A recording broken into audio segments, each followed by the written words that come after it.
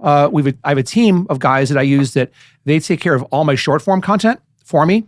But now I found Opus.pro, which is owned by OpenAI, owned by the company that started ChatGPT. By the man. Dude, and these guys and girls, you give them your link to your YouTube podcast, let's say it's an hour long, and you drop it into Opus.pro. They give you up to 15 shorts, captioned, ready to go with emojis. That's AI? And that's AI. Wow. It's free. And it's free. I was going to say, what virtual assistants are you using? I'm hiring. I'm actually in the process. I have a third interview tomorrow. I'm hiring a personal assistant. Yeah. I reached out to you, but I only knew virtual ones, man. No, and that's what that was funny because everyone's asked me. They're going virtual or here. I'm like, no, I need boots on the ground here. Yeah. I need someone to like help me out with my emails and text messages and all that. Because I'm with my ADHD, I'm so bad at tasks. You give me a task and I wither.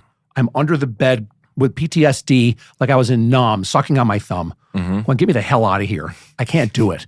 And so I found that now, and like with my mom passing and all that, I'm at a point in my life that I'm going to do what I want to do on my terms. Good. And if someone doesn't like that, okay, that's fine. That's fine. I pray the Lord softens your heart and that, you know what, because if you're really my friend, you'd respect what I'm going to do. Right. And I do it from a point of growth and karma. And that's it. And so I'm in here a lot now. I'm filming. My goal was to do one a week, but now I'm doing even more. Like this is my third one today, and I'm batching because I'm dating a girl now that I met her in Tampa, going out to see my mom all the time. Bumble, met a girl out there, and she's awesome and age appropriate. So there's a 4 in her age, and it's on the left side, not the right side. So she's 42. I'm like, great. She just makes it. I'm 53. So she just makes the acceptable, threshold. Not creepy, which is good. And which happens in this town all the time. And so I'm getting more strategic and tactical with my time. I know that Charles Barkley has a great interview on 60 Minutes. He says, I'm on the back 9 of my life. And I am too at 53. I think I'm on hole 10, but I'm on the back 9 of my life. And so I am now much more picky and strategic whom I spend time with. Completely agree. And you and I can sit and have coffee all day long and drop bombs on each other. Like, oh my God, that's great. Let me take notes. Oh my God, that's great. You know, instead I thought, well, why don't we do the same thing and have it right here in a podcast studio and shoot the shit. And we talk about what we want to talk to. There's no notes. There's no questions. There's no prep. We just talk. Whoever comes in here is a friend of mine. Whether we work together or not is fine. I don't care if we work together or we don't. I don't care about that. It's more about karma because the greatest message you can do right now is video. Right. It's the best way. Agreed. And for you to say, well, let's shoot, 6 shorts today. Oh, kill me now. To come up with that, you got to be out by the atrium, film, and doing the whole thing. That can be exhausting. Still go through that.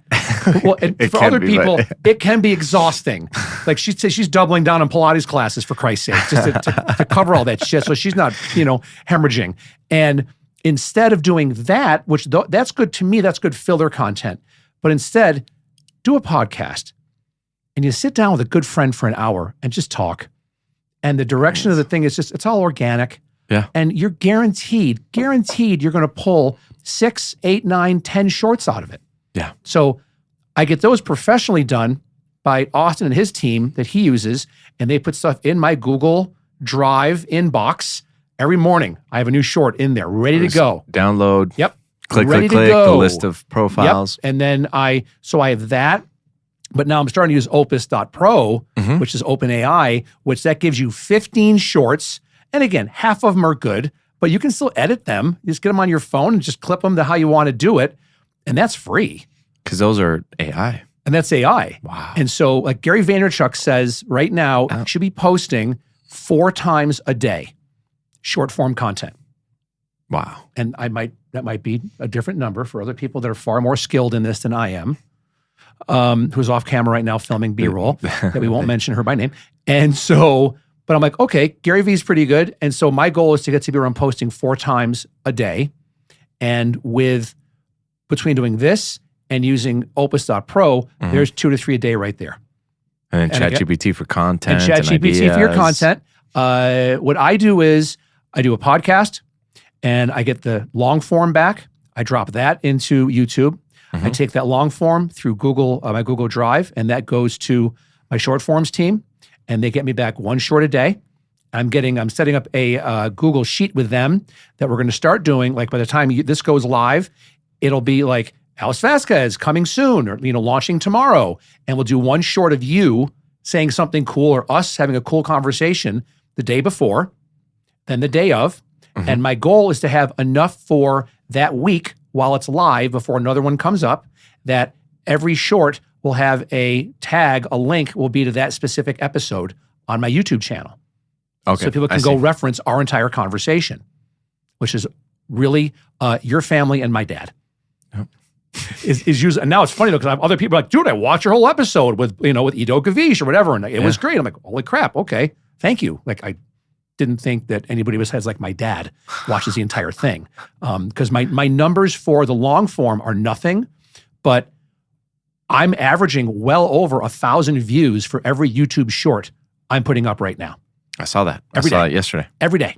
I'm to me, the evergreen places for eyeballs, if you're putting up video content in order, is YouTube Shorts, your Facebook business page, or Gary Vee calls it your Facebook fan page, Reels, put it in Reels, and then also TikTok. Yeah. Those are the three big ones. And also but I'm going in, Instagram and stories and Reels and Facebook normal and LinkedIn is another good one too. But those are the three big ones, is where I'm putting all my stuff, and it's working. I started in December, and it took about 2 months for me to have now agents reaching out to me. Wow. Sliding into my DMs saying, hey, I don't know how, but you're in my algorithm, which is the greatest compliment, the greatest non-creepy compliment I can ever get is you're in my algorithm. Without following you. Without following you. Some of them do follow me, some don't. Right. But it's good when you start popping up organically. Oh. That's when you're really making it, because people are engaging now with you're you. talking People are dirty. seeing it. Stop They're it. liking You're a married it. man. Stop it. And I'm taken. But now you're just talking naughty. That's the stuff that when you're organically coming up in their feed, then it's game on. And so now I'm getting calls from people, and I've had guests on here that all of a sudden now we're working together. I'm like, dude, this is amazing. What, can you replicate this? I'm like, yeah, I can do it anywhere. I can do this anywhere. Just give me a microphone and a camera. Right. And someone that's good to talk to. But anybody that sits in that chair is somebody that I'd have dinner with and or drinks. Perfect. That's what it is. And I politely have told a few people, you know what, not a good time right now. Yeah. You're not there yet. And I own that, because I'm defending my brand as I preach to anybody that I work with. Defend your brand. It's very easy to say yes in this town, but you grow a lot more juice. You get a lot more juice in this type to say no every once in a while. Because it just makes your brand even more discerning. Right. Like when did you start doing videos? Because you're doing great. Probably about 5 years ago. When did you know it works? When Tom Ferry said it worked. When Tom Ferry said, get over it, one of the get best. in front of the camera and do it, right? It was as simple as that. Success Summit, he told the camera, he started showing some statistics, some information about video, highlighted 3 or 4 agents that did it very well. One of them was Christoph Chu out of Beverly Hills. I follow Christoph. He's a stud. He's great. Stud. He's great. So I said, okay. And I started watching more of his videos and said, yeah, okay. I think I might be able to do this. I didn't like it, but hey, you got to do what you got to do. Well, I was going to say, because for most people, they don't like it, so they don't do it. And that's why what we're doing, take out podcasting is a whole nother thing, but video is evergreen for a realtor that can communicate his or her message effectively. Video is the best. It is. Right? It is. Absolutely. And you have just come full circle because you had the hesitation about it, right? What got you through that fear? Not looking at my videos and not listening to them. So I would just record, and then when they'd send me the final copy, reply approved. I didn't even want to open it. I didn't want to look at it because I didn't like seeing myself on camera, and I didn't like the way I sounded on camera. Why?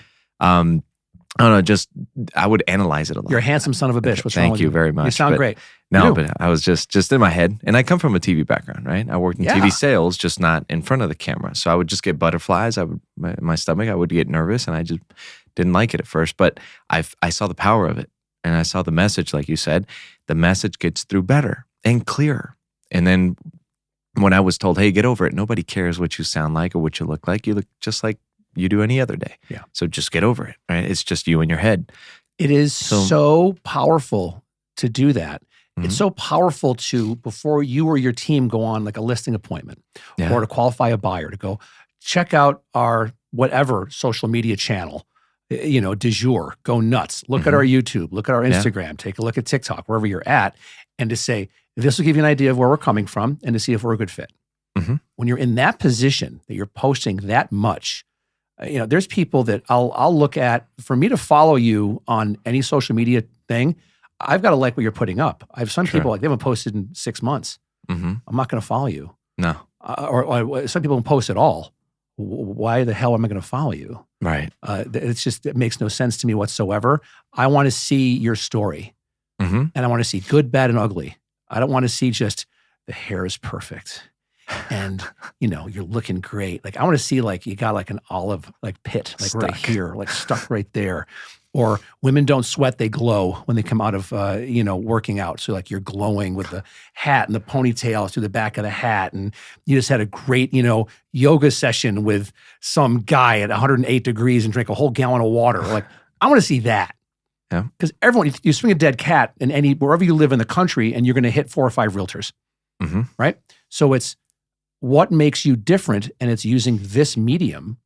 There's nothing better, I think, and you do it over and over and over and over again, where you're just taking what's the best of you, the best of your team, and the culture that you're nourishing, which is phenomenal, and saying, this is who we are, and we know we're not a fit for everybody.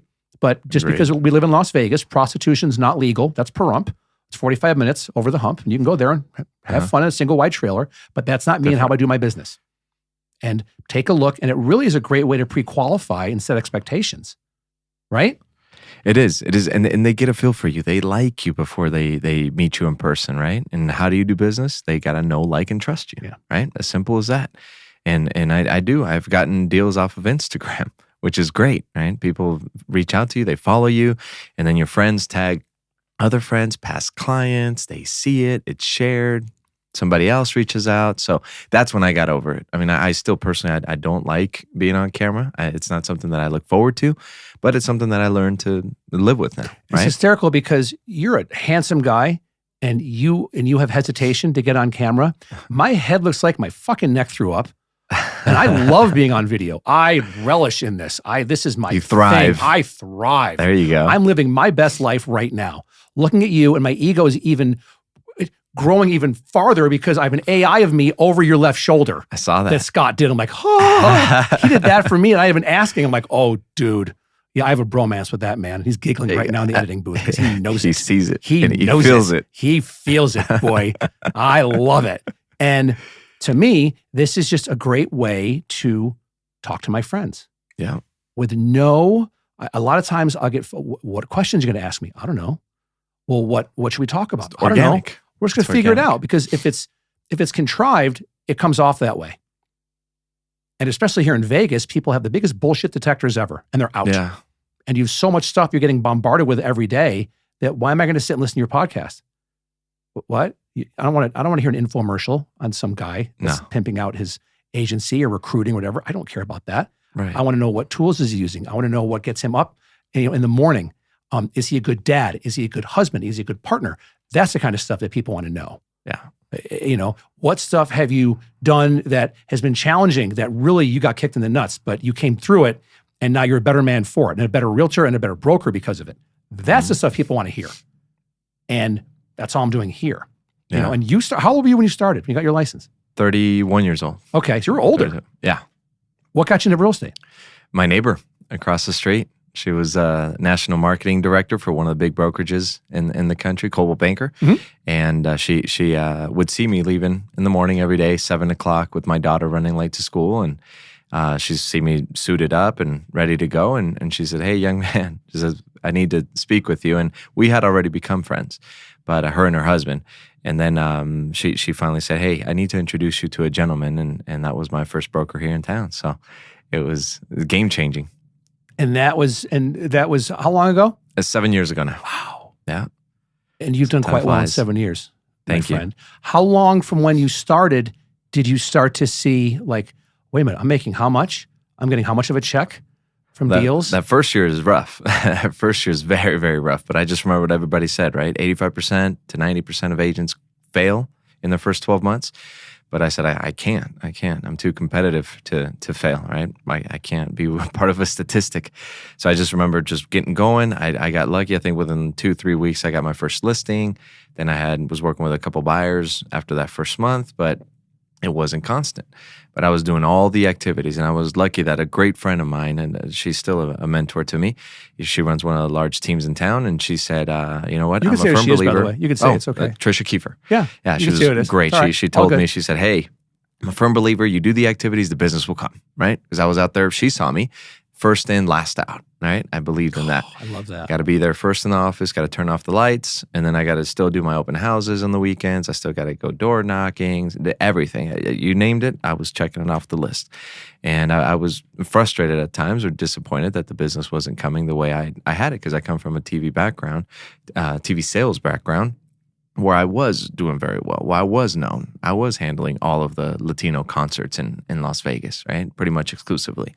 So I had a good grasp on it to go from that to a big slice of humble pie where nobody knows you, nobody knows what you do. I didn't even know the business really, right? When you're new. So it was good. She just told me, keep doing what you're doing and things are going to start kicking for you. And they did. And then I had another broker told me it was like a well, right? The pump, just keep going. Then before you know it, the water's going to start coming out. So it was good. And then, coaching, surrounding yourself with good people. I mean, it just all came together.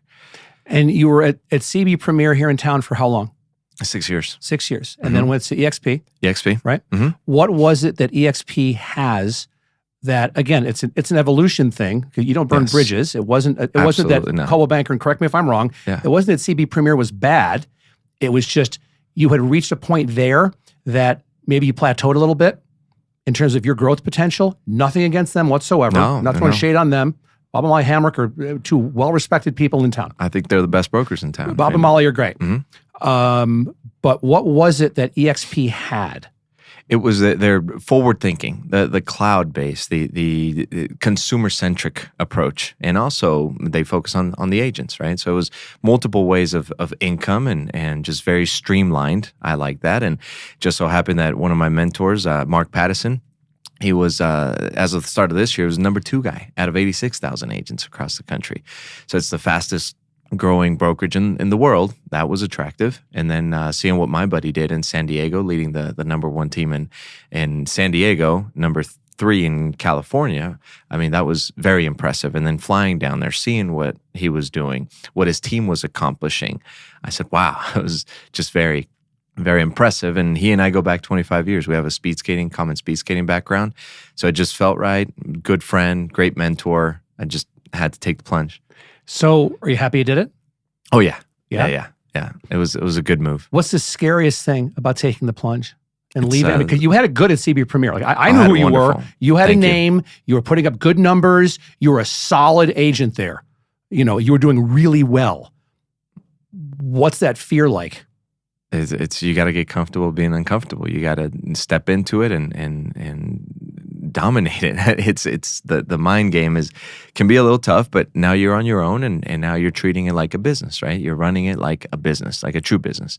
So that part is a little was stressful at the beginning, just figuring it out. But once you put the pieces together and you surround yourself again with good people and you're reaching out for help, that's something that I think I attribute to some of my success. Is I'm never too proud to ask for help, and I always know who I can count on and what questions to ask, and people will guide you. Right? I was always told, come and say, can I please ask for your help? Right? I love that. And then people will say yes. I learned that from a good friend, Lance Hamrick. He says that all the time. If you come from a position of, hey, would you mind helping me? People open up to you. It's incredible. When you get to we're always sponges to learn. Mm-hmm. No matter how old you are and no matter how young the audience is, that you can always humble yourself to, I learned stuff from my son, Jack. He's 7. Yeah. And he teaches me stuff all the time. And I love it. I love that about him. When did the pivot start for you? Because now you're a broker. But still like running your book of business and growing that all the time. What's that been like? And what type of, challenges have you had to overcome? Because now you got a whole nother set of circumstances you're dealing with. Mm-hmm. So it's surrounding yourself with people, good people, to be able to scale. It's basically all it is. People that you align yourself with that share the same vision, that have similar goals to you, right? And people that you get along with, just good, positive people, right? You're the average of the 5 people you spend the most amount of time with. So I'd like to think that our team of 5 here locally are just great people that I call friends, right? And colleagues. And of course, now we're starting to scale, but I was really honed in on just making sure that the processes, systems were good and that the people were good. And now we can start scaling, right? I just wanted to make sure that what I tried to fine tune in my business, I would also be able to help out others reach the same, right? Just without going back and forth, right? It took me years to figure it out. Now I believe I had a system to be able to help out others and not take years to perfect your trade. Let's talk about your systems a little bit. Because you have great systems. Thank you. You're welcome. In terms of personal stuff, like what are the traits and qualities you look for in a person to come onto your team? But then also, like, what CRM are you using? What other type of bolt-on platforms have you aligned yourself with? You're seeing success. Well, the system's pretty straightforward. We're using Ylopo, Follow Up Boss, and Sisu, right? Which we just started. So we're excited to implement those 3. And as far as the team, is just somebody ideally that has done a little bit of business. If they haven't, it's still okay. But ideally, somebody that understands it, that they just want to scale, right? It's like for me, I translated back to my background, it's all speed skating. So when I coached kids, I did not want the brand new kid that did not know how to skate, right? That I had to teach how to balance. I wanted them to have some sort of general knowledge of skating, and then my goal was to try to turn them into a national champion, right? Which achieved the same goals I did, but they already were on the right track. Yeah. So I think it's exactly the same for real estate. You already know the basics, you know the contracts, right? You have a general knowledge of taking care of a client, which is most important. But now it's scaling. Now it's using a team to help each other out. It's you'll hear it a lot. HABU, highest and best use of your time. What are my strengths? What are your strengths? We were talking about it earlier. I have strengths. I have a lot of weaknesses, but my team has a lot of strengths that I don't have. And whatever I lack in, I make sure that we're all helping each other out.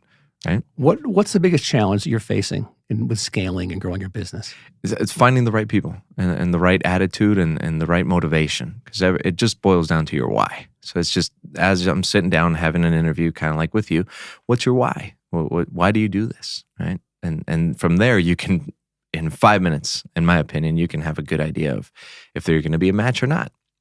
Who is a no-go for you?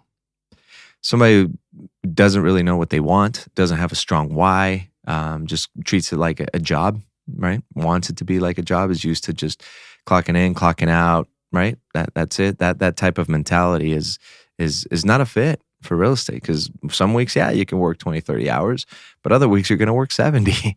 Where the hell do these new realtors get the idea that as soon as they get their license, they're going to start doing deals immediately? Like, I don't know where that...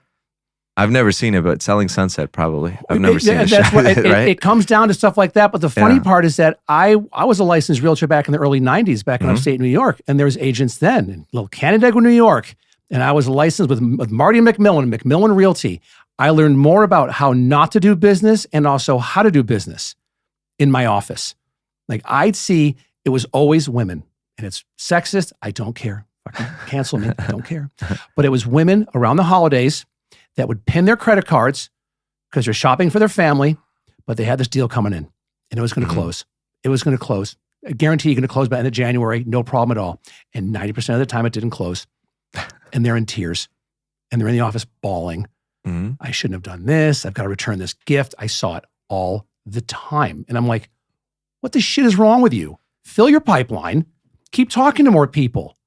Double down on yourself. Invest in yourself. Keep talking to people. Yeah. And stay in front of the people that you've already helped out. Don't neglect them. And that's before Selling Sunset came out, or $1 Million Listing. I'm like, what the shit? But I still see that going on. I mean, you see it, we see it here. I think you're down to like 12 or 13,000 agents now in Vegas, which is awesome. I'd love to see it like 7 or 8,000. But for now, to see you have 12,000 realtors here, and a bunch of them still are, a lot of them in the industry, during COVID, and we're really good at popping bottles at Encore Beach Club. God bless. But then they think, oh, I can be a real estate agent, which is funny because I see both sides of it. I have some of my clients are ex-industry people killing it. Yeah. Killing it as a realtor. Other ones tried it for 6 months, 8 months, nothing. Butt kiss. They get nothing. I'm going back to Tao Beach Club and just upsell morbidly obese men with skin tags on a bottle of Cristal for $3,000. But the ones that understand the relationship, right? It's a relationship business. Yeah. That's it. And it's a contact sport, right? You do a lot with the Latin Chamber of Commerce. I do. Let's talk about that. Pin all the time. There we go. You fly that flag all the time. When did you get involved with the Latin Chamber of Commerce here? The first time I was introduced to it was about 15 years ago, back when I was working at the Review Journal and here locally. That was the first time I would go because the Review Journal is a sponsor, is a member of the Latin Chamber. I didn't. I would go through them and attend different luncheons and some meetings. I didn't fully get involved as I am now until I started my real estate career, which is now I was out on my own. So before it was more corporate, right? I was there representing the Review Journal. I was there representing the Latino TV station here in town, right? Afterwards, but it wasn't until I got my real estate license that I went over and I started doing more networking for myself. And I was one of my best friends, Felix, introduced me to the president of the Latin Chamber, Peter Guzman, who has a real estate background.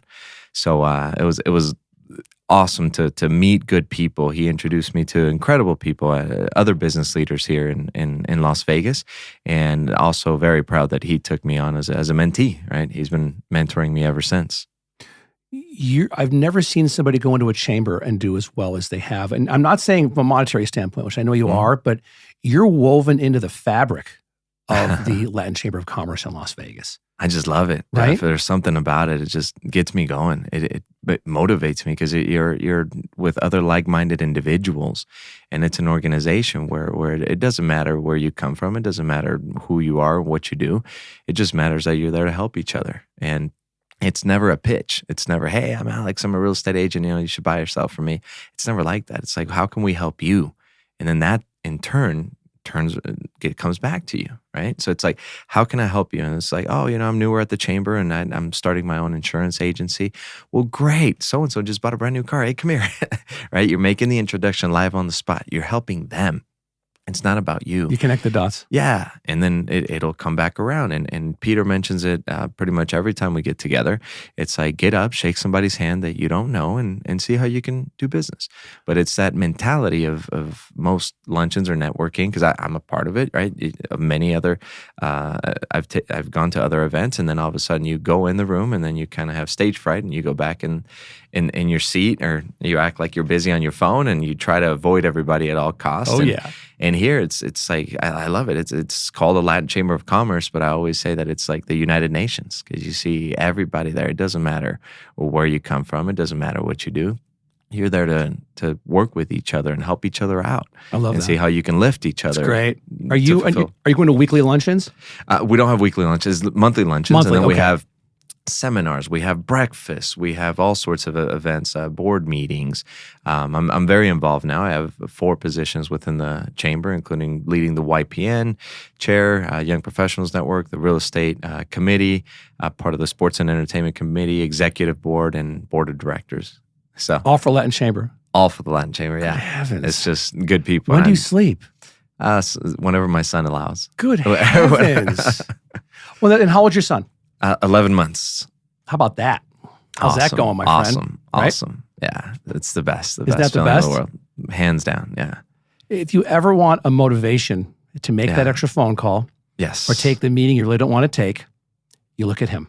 I look at him. Right? Absolutely. That's what we do as dads. Him and a little orphanage that I have, which before my son was born, yes, I have a 14-year-old daughter too, but also have that orphanage. And I still have their pictures in my loft in my house, right? Because it's 35 little orphans. And if I can, sell a little more or do something to bring more money down to Mexico for them, I mean, I changed their life. I didn't know that. That's awesome. Yeah. How long have you been doing that? Just over 5 years. 2017 we started. Wow. Yeah. How many of them? 35. Wow. Newborns to 13 years old. That's fantastic. Thank you. That's part of my why. That's why I do this. Well, and that's the best why possible. Mm-hmm. I think the best why possible never starts with I or me. Never. It starts with, your, how can I help other people with whatever I have in my brain or my heart. That's the best why I've ever seen, is when you're selfless and it's karma based. And it comes back to you. And, in this business, you have roller coasters, but I committed to it. I'm going to help out these kids. I'm going to make sure that they're good. I'm going to make sure that, we can help them out. During COVID, we brought them all tablets, right? Because they only had 2 computers for 35 kids. And then ever since, tennis shoes, their favorite is McDonald's, right? They love McDonald's, but tennis shoes, who doesn't love jerseys, McDonald's? Good for them. Toys, jackets when it's winter and Christmas gifts. So it's good. It's part of my church. It's a church-based orphanage, but it's just beautiful, man. I can't describe that to you. And I've had friends come down there that also end up supporting the orphanage, right? Well, of course, if you go down to an orphanage in Mexico and you're not leaving, have already swiped on Venmo to say here, you have no soul. Right. You just have no soul. Right. How dare you? Going back in July with some good friends that they asked me. That's when you're doing something right. They asked me, hey, can we go down there? We want to see that, right? We want to help. We want to get more involved, but we want to see it and live it. It is the greatest way to feel good is to give. And it doesn't have to be around Christmas to go to the open door mission. You go to the open door mission in March. Yeah. You can go open door mission in July, or you can, find an orphanage in Mexico that you're helping as often as possible. And next thing you know, your friends are going to fly down, with you to help out and do whatever you can. I think that's amazing. I didn't know that. Thank you. You're doing it. Yeah, you're welcome. I'll share it with you. It's part of it. It's in our buyer's guide. It's our seller's guide. Because we tell our clients, right? Like, hey, thank you. You're changing a kid's life, right? And there's something about, just seeing that kid before, right? We can just leave here. We're 2 minutes away from the strip. We can go and fancy a shop in there and buy something and feel good about it. But no, that means nothing compared to giving something to these kids and just seeing their genuine smile in their face. It's game changing. It's awesome. It motivates me. That's awesome. One of my whys, right? It's funny because you have a lot of whys. I think you have more whys than most, to be honest. I try to take on it a lot. Well, you are a dad. Yes. You're a husband. Yes. You are a broker. You're a realtor. You are active in the Latin Chamber of Commerce with 85 hats that you're wearing there. And those are all extremely, whether it's emotional or business, they're all things that are positive and are all things that will help you, because everyone's fighting a war or a battle internally. All of us. And even though you look at someone's Instagram account and everything's, hey, look at me, and I'm great, it's all fun and games. Everything's perfect, and you don't know that the Mercedes I'm driving, I have a loan out, and it's a lease, and it's a $2,000 a month car payment, and I'm living in my mom's basement and whatever. And it's like, okay, you've got some really good, tangible stuff to grab onto every day to help you evolve. And I hope your team knows that. They do, and they're involved. Right, they're involved, and now our team is every time we sell a property or part of our profits, they go to the orphanage, and now we're also helping local youth through the Latin Chamber of Commerce, right, through scholarships for our local kids to go to college, and that's something that wow, it's like having those 2 opportunities to help others.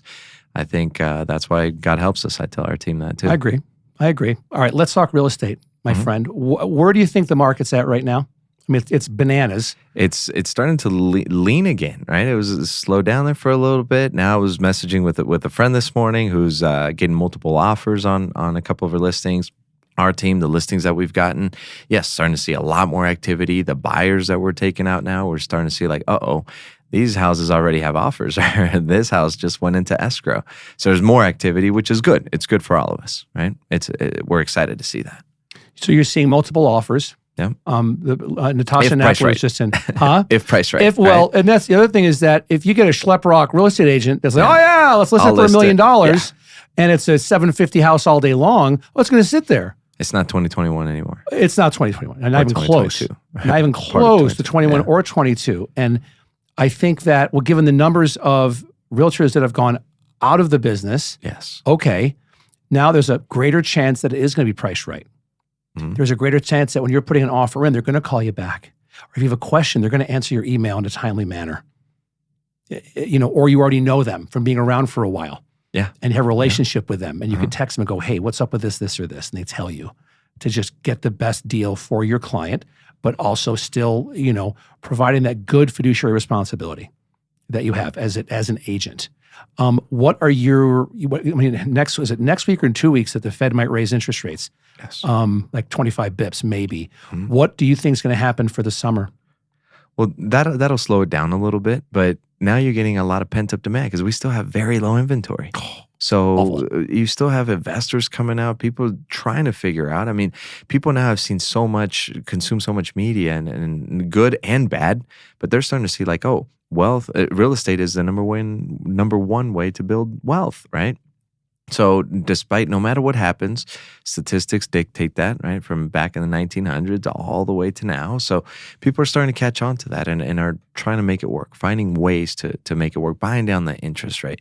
We're now talking to sellers, hey, this is a good opportunity for you to sell your house, and instead of reducing the price, and you're just crediting some closing costs to buyer to make it more affordable to get them into the house. So buyers are now motivated by that. Sellers are motivated to sell the property if they need to. So of course now it's in lesser volumes, right? We don't have the 3,000 to 4,000 homes we're selling a month like we were before, but that's fine. It's balanced, and the agents that are prepared are in great shape. Right? It's the ones that came in, like you said earlier, thinking it's easy money, thinking I just write offers, I just open doors. It's fine. Get out. Costco's hiring. Go. Get the hell out. There you go. And off they go. And I wish them all the best. But it's just you're making things worse for the rest of us. Whether you're in title or lending, or if you're a broker or you're a realtor. You're messing with people's number one purchase in their lifetime for the most part, right? Treat it like such. Treat it like such. You need to earn the right Yes. to represent somebody on the biggest, most stressful financial transaction of their lives. Correct. Buying or selling a home. And especially if they're selling it with, my kids had their prom picture taken over there. And that's where, my daughter and I watched Titanic for the first time. And, like all the memories that are in a home. And you have to respectfully navigate those memories to be a selling agent, but also to have a very honest conversation with them to say, hey, Marge, really happy for you that you spent $50,000 on putting that pool in, but guess what? It does almost nothing to the value of your home. And I could show you all the data to support what I'm saying. And if you don't believe me, let me earn the right so you believe me. Yeah. To give you the data, because now data is so readily available. Yeah. It's so much easier now to get your point across. But to me, that's a big challenge. That one in first-time home buyers. The first-time home buyers are like little does in the woods with their eyes open and I want to buy this. And okay, that'd be great if you have a $700,000 house, but you're making $35,000 a year right now, and it's probably not the best fit for you. But it's a great long-term stretch goal for you. Yeah, but how do you get started? Right? But how do you get started and get your foot in the door, literally and figuratively, somewhere? And it's having that patience. Any top producing agent I've ever talked to, been friends with, had in here, have always said, I work with anybody. I'll work with first-time home buyers, sometimes even renters, don't care because you're planting seeds. You are Johnny Appleseed, man. Every day, you're Johnny freaking Appleseed. And you are just planting seeds wherever you go. And it could be someone that you just make smile at Costco. And you end up seeing them enough, and they're like, hey, what do you do for a living? You always make me smile. We always chat. I'm a realtor. Really? Oh, that's funny. My cousin Fred's a realtor, and he's a jerk. All of a sudden, you have a referral source at the very least. But it's just interesting how people short play something that is the biggest long play game ever, and that's real estate. Because you don't make money when you sell it. You make money when you buy it in real estate. And it's more about, I think it's the long-term relationships. It is. You have with people. And it's a contact sport, right? The more contacts you make, the better off you'll be. But the trust factor is it. And that's why, for me, it's also been the Latin Chamber has been such a big backing of mine, is because you're going to do things right? I'm not going to let my reputation or my team's reputation go to waste. We're going to make sure that we're doing things right, that we guide you through every step of the way. And you're right, it doesn't matter if it's a $100,000 condo or if it's a mansion. We're going to do it right, and we're going to protect you, and we're going to help get your goal accomplished. What's the biggest challenge you're facing right now? Right now is finding great agents, finding talent. They say it's tough. It's tough finding good people to surround yourself with, because you have to dig through the dirt to get to the gold. What are you doing to get your message in front of them or to establish relationships with good agents, talent? Networking, leaning a lot on referrals, people that I know, like, and trust, such as yourself, right? Hey, who do you know? Who do you think would be a good fit? Again, going to networking events. That's on the team side to be able to grow. And on the client side is just making sure that I'm in touch with my sphere, the people that I've known, the people that we've helped. We've closed almost 250 transactions as a team now, total in career. And I can't remember the exact sales volume. I think we passed over 80 million in sales recently. Awesome. And it's been good. But I really like this team approach because I was a solo agent. Almost everybody has been a solo agent. So now to have that backing and put minds together and say, hey, how do we, reach these objectives and pump each other up? It's great, because otherwise it can get real lonely. Well, that's the thing. It gets super. I mean, what is it? It's something like he who wears the crown has the heaviest head, or something like it. His head is heavy who wears the crown, because it's your thing. Yeah. This is your jam. You're the broker, and the buck stops with you. And you've got to recruit. You're herding kittens every day because you've got, all these mouths to feed, literally, in your office, mouths to feed at your house, personally. And so that's a lot going on. Mm-hmm. What do you do to stay balanced? Schedule. I try to stick to my schedule as much as possible. I know when to start. I can be a workaholic at times, but now with the team, that's taken a lot of pressure off. And now we're better at delegating. Hey, what do I need to take more on of, right? What needs to be thrown on my plate, and what needs to come off my plate that I'm not as effective with, right? We talked about technology and systems. A lot of times I'm not the best of it. So now we have a great team. We have a great operations manager. We have a fantastic, the rest of the team that encompasses agents, all backgrounds. So it's good. It's coming together. So you've got the base has been poured, yeah, for what you're doing, and now it's just getting more people in, right, getting more talent and recruiting more talent, and then it just becomes a self-fulfilling prophecy from there. Yeah, and then also saying like what their goals are, right? Setting up a business plan for them and helping them. It's really about helping others, helping each other. It's not me. No, it's a team. It's a team. Yeah. I couldn't care less for my name to be out there in Nevada. It does, right? As you know. But I couldn't care less. It's our team. I take pride in saying that. It's all of us coming together and knowing what our goal is and being effective and getting the job done for our people. And everyone's different, right? Sorry. Everybody's different. And everyone, like, you have how many people on your team? 5? Mm-hmm.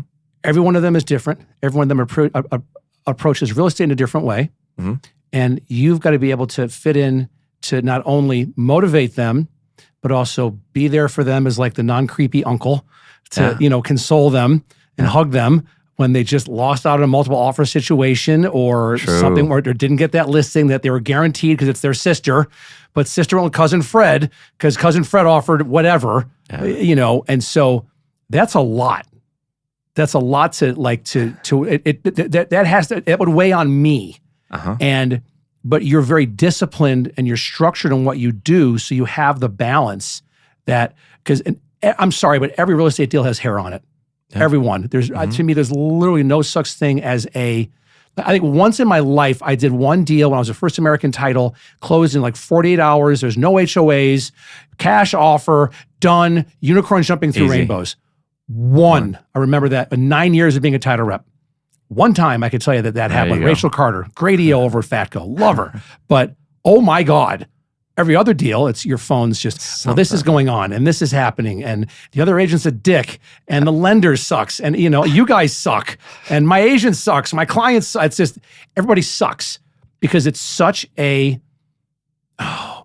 emotional decision. It is. And there's a lot of money involved. And an agent's making a lot of money in your commission. I mean, average commission is like what, $7,000 per transaction? That's a lot. That's a lot. If you're banging out one a month, that's a lot of money. And but with how many moving parts are in a real estate deal? Like 70, 80 different things that go on between escrow and title and a lender, buyer side, seller side, their clients, inspection, appraisal, all that stuff.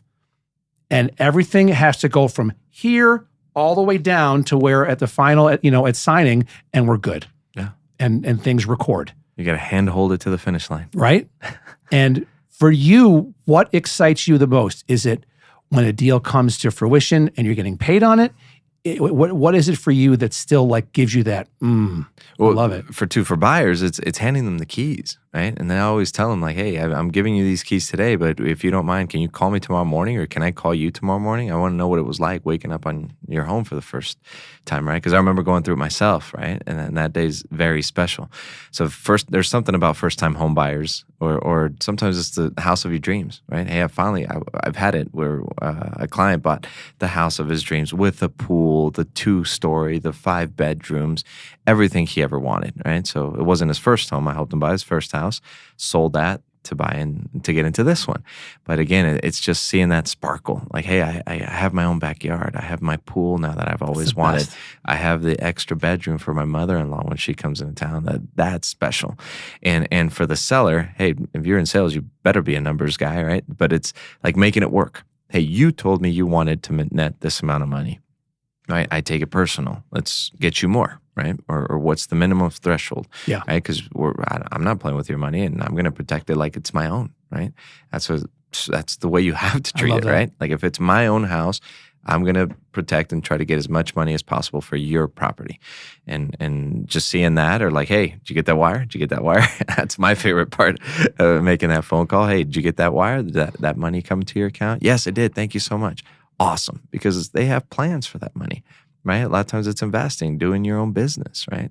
Maybe buying 2 properties, right? One for investment, and then you move on to another one for yourself. Regarding investments, do you think that it's still a good market here in Vegas for investors? 100%. Yeah? Without a doubt. Yeah, it's one of the most thriving cities in the country, top 5 cities in the country to move to.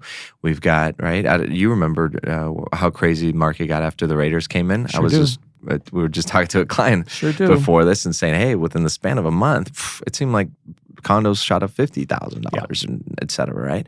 So now we're going to continue to do that. The A's are coming to town. Then you're going to have, right, basketball team probably following. Does Oakland have a basketball team that we could rape and pillage and abduct? Maybe we'll take the Warriors. Oakland I don't know. hates us. Oakland just has to hate us. I mean, first the Raiders, and now what?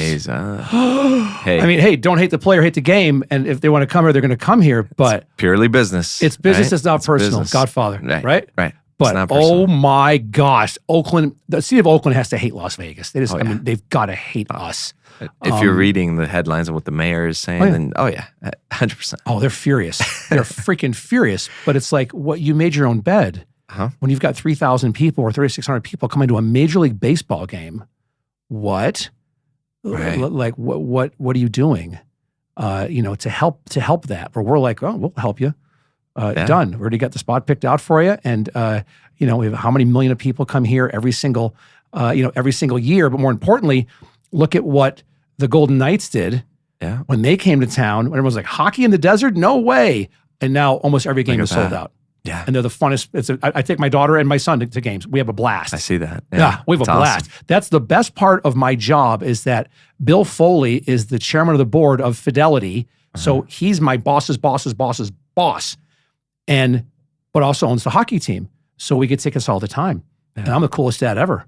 Nice. And have you gone? I have. It's awesome. I went to my first game a year ago before I even started Fidelity with Rexy Wahlberg, who's my good friend, who's an agent, and I was a steward title, and I said, hey, I have a ticket. You want to go? Yep, let's go. I'm like, oh my God, this is great. We got shit-faced. It was awesome. And now I don't get shit-faced, but I go and I've got it down with my daughter that it's all based on food. So first period, we go to Roll and Smoke, which is amazing barbecue, and we get the shredded brisket over waffle fries. Forget it. Just cash the check. I mean, right then and there, you're already going to TJ Maxx to get fat pants because it's just, forget it. So that's first period. Second period is, because we're Jack Daniel's Lounge access, bougie as hell, I know. Nice. We get the giant pretzels with the cheese. Yeah. So we do the giant Bavarian pretzel. That's second period. Third period is, oh crap, they're the wedding cake place, Freed's. Yes. Freed's has a little kiosk area, and they're making like freaking donuts right there with a little wooden stick. So itty bitty donuts, but Jack was eating an eclair. And I'm like, I have to take him to CVS, get him like an insulin pump immediately. Type 5 diabetes is setting in with that kid, but he was so happy. So that's our final thing is we always go to Freed's for like cookies, cannolis. I'm that dad. I was like, here, we'll walk it off later. It's fine. We can walk to Uber and that's how you burn the calories up. It's fun. But it's a good time there. Such an experience. Right? And I haven't gone to a Raiders game just because of I'm not going to spend that money. I'd love to go. But I looked to get a seat for myself. Back when I was married, it was $75,000 for the PSL. Yeah. For lower bowl VVIP. And I'm like, yeah, no. I'd rather buy an income property. For 9 games. Yeah, for 9 games. Oh, the ones I was looking at did not include the season ticket. That's just for the seat. That's just to own the seat for the next 20 years.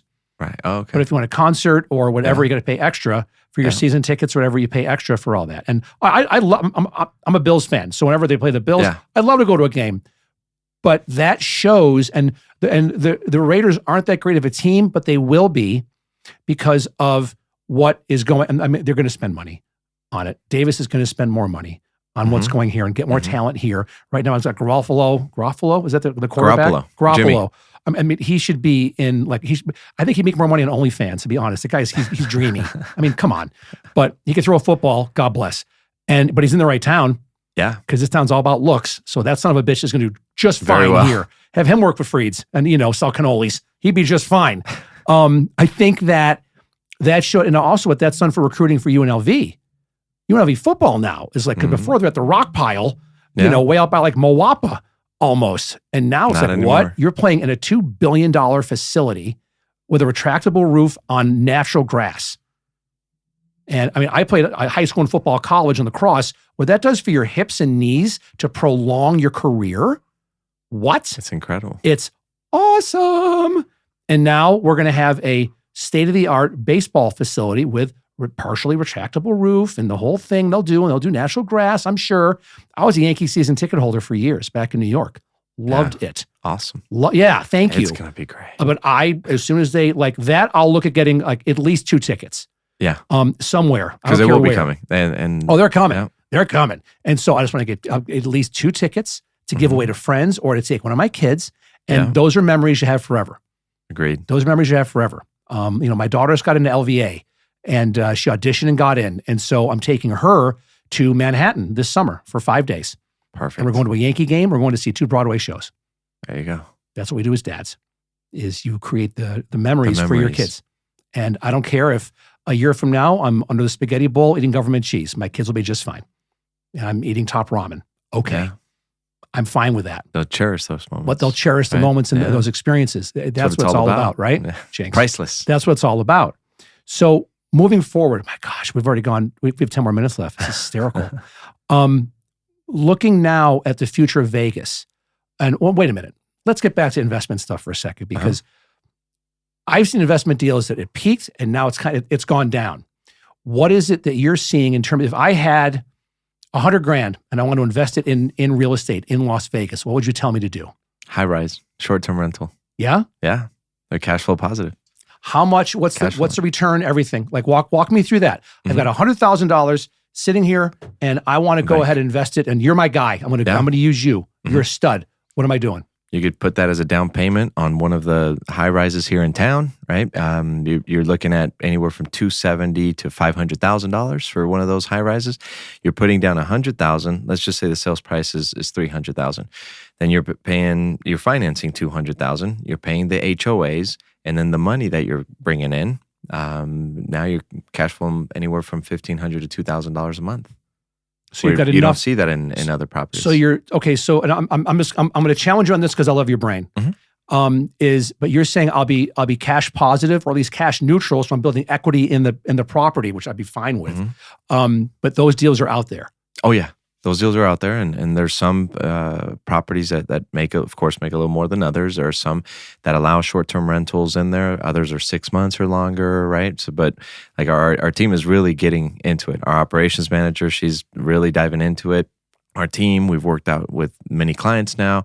We actually had showings today in one of those high rises. We closed on one last Friday. Good for you. So thank you. So we're getting into it. We're starting to feel good about it, and the different properties. And of course, we love Las Vegas. So it's nice to see selling a house is great, right? Depending on the community, you want to be in Henderson, you want to be in Summerlin, but the high rise also gets into the lifestyle. Right? Like what views do you want? Oh, you want a full unobstructed view of the strip, right?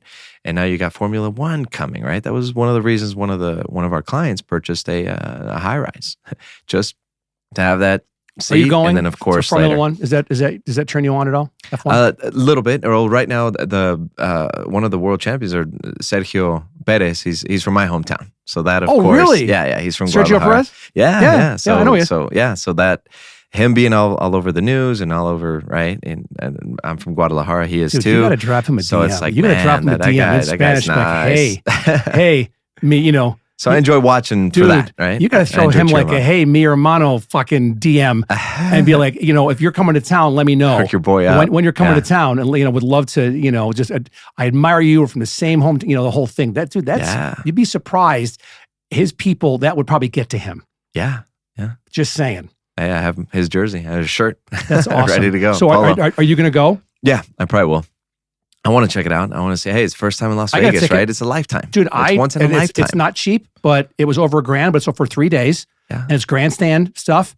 And I'm like, I'm in. Yeah. I don't care. They got me with the whole Netflix special. I started watching it 4 years ago. Need for Speed. I'm like, I'm in.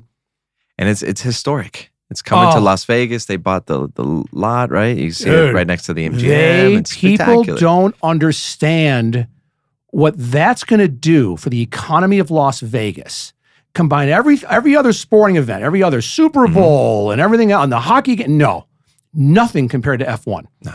And the people I've talked to are like, what do you mean? And the best analogy I use is picture NASCAR, and instead of people driving $1 million Prevost buses that are driving all over the country to follow, these are sheikhs from the Middle East in G5s and bigger coming to town. Why? I mean, I live out in Inspirada. Why do you think Henderson Executive Airport's expanding? Yeah, because they all want to go into Henderson because it's a lot cheaper than McCarran, than Harry Reid. Yeah, and so they're billionaires several times over, and they travel all over the world to watch these things. And they're already taken up like an entire floor at Caesars, at Palazzo, everywhere. Yeah. Like you think Mayweather has a way to sell out tickets here. Wait till F1 comes to town. It's going to be bananas, and people have no idea. Not a clue. I'm like, okay, that's fine. But when they announced that, I was giddy. Yeah. It was like the first time I saw a naked woman on HBO when I was 12 years old and knew I wasn't gay. I was like, oh my gosh, that turns me on something. I like that. That's good. Holy shit. But it's going to be awesome for our economy. It's going to be incredible. Jobs, right? Vegas just keeps Vegas vibrant, keeps on top of its game. You can even see the players, the drivers, when they're like, oh, it's Vegas. And like when a couple of the guys like are driving up and down the strip. Yeah. And saying like how awesome that was. And it's the experience and the allure of, we have a global brand. Yes. You can go to Nepal and talk to a Sherpa in Kathmandu and say Vegas. Vegas. Like they're going to know Vegas. So in the middle of nowhere in Russia during the World Cup. And where are you from? Vegas. Or they saw the Vegas Golden Knights, right? They didn't know anything. I couldn't speak Russian. They couldn't speak English or Spanish. But Vegas. That's Let's have awesome. a shot. Let's have vodka. How long ago was that? 4 years ago, the World Cup. That's cool. Yeah, that was a cool experience. That's super cool. But you're right. It's just out in the middle of nowhere, no language, no nothing. We have nothing in common, really. But other than the fact that we're in their country for the World Cup and they come up to you and they point out Vegas. I'm so excited. People just, if you're there, they probably think that you're a giant, that you're a gambler and that you win all the time because you live here. That means that you probably are on the strip and you're at Caesars in the pit at the high roller, crap table every night, just banging them out. Yeah. Bellagio, when? Which one do you go to more? Yeah. It's the perception is hysterical. Like whenever I travel, where are you from? And I'll say Henderson. Where the hell's Henderson? So I say I live in Vegas. Oh, what's it like? I go, it's good. I don't know, like any other town, except you go to 7-Eleven, you can play slots. That's the difference. And 24 hours a day, anything. It just doesn't stop. That's a great point because like I'll go see my girlfriend's in Tampa and she's north of Tampa, Newport Richey, great little town. but everything closes by 10 o'clock. Yeah. What the shit? Like, close down. There's no Uber Eats. It's almost like pandemic all over again. Yeah, it's done. Well, there's nothing. What the shit, guys? Like, I want to eat. Even like Chick-fil-A, done, gone. And I'm going to a freaking gas station to go get trail mix just for something to eat, for Christ's sake. Nothing. That's the biggest thing when you live here. It's that one. And also when you travel and they go, oh, you got to check out this barbecue place. It's great. You're like, oh, I don't know. Sorry. And I know you live in Austin, Texas. I'm sure the barbecue is amazing, but I live in Las Vegas. We have more 5-star restaurants than any city on the planet. And I'll put your beef ribs up against Roll and Smoke all day long, or Roadkill Cafe out in North Las Vegas. Yeah. Any day of the week, I'll put your brisket up against Roadkill Cafe. And they're baked beans with a little piece of bacon in there. Oh, cash the check. Gosh. So that's where you get spoiled is we leave here, we'll go somewhere. Oh, you got to check this burger place out. It's great. It's been there for 40 years. That's nice. Good for you. But Vegas will beat it. And I'm so bougie. I'm like, do they have black truffle oil that they're putting on the burger? Like, what the hell is black truffle? I'm like, just stop it. It's okay. It's fine. I'm okay. Yes, I'll go to. We're spoiled. I'll go to Uncle Jimmy's Burger Shack and choke one down. That's fine. I'll go ahead and have that. But we are so spoiled here, and that's Henderson, Summerlin, the Strip, wherever. There's always something to do and something to eat. More importantly, now it's not even on the Strip. It's people that worked on the Strip as chefs or cooks. Instead of had with corporate stuff or the celebrity chef, I'll do my own thing, my own menu, my way, and it's unbelievable. Yeah. And the food's killer. Absolutely. Killer. That's the one thing people don't get about Vegas, is they think you've got to come and stay on the Strip and you're going to have an amazing meal. Where you can go to fucking Echo and Rig, and now they're over in the district, over in Henderson. And I mean, their little like bacon appetizer they have, if you don't like that, you don't have a soul. I'm sorry. You just don't. It doesn't get better than that. It does. You get that. You put it on your tongue and suck on like it's a lozenge. Thing's amazing. Come on, y'all. And that's off the Strip. And it's going to be 30% cheaper than walking into like Golden Steer. Love Golden Steer. Historic. Golden Steer, you sit in the Frank Sinatra booth. Like if you're on a date, like that's a spot you go to. Get a good Pinot Noir. They have a great bone-in filet that's there. It's awesome. And it's the experience. The food's really good. You get the guy who died 2 weeks ago. He's so old, but nobody told him. And he's there making the tableside Caesar salad for you, doing the whole thing, spinning the stainless steel bowl that's in the freezer. It's old school. It's the whole thing. Yeah, it's the experience. You're paying for the experience. It's SW, right? SW is the same thing. It was ranked one of the top steakhouse a few years in a row. Was it really? Yeah. I didn't know that. In the country, yeah. So we're spoiled. Yeah. With that. And it's those experiences, especially now, like you're talking to people from SoCal that are coming here, and it's like, no, we're more than just gambling. We're more than the Strip.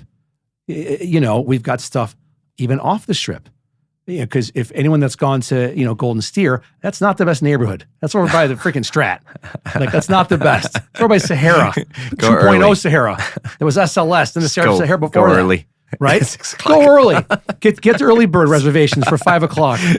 My God, dude, this has been fun. Thank you. I'd love to have you back again.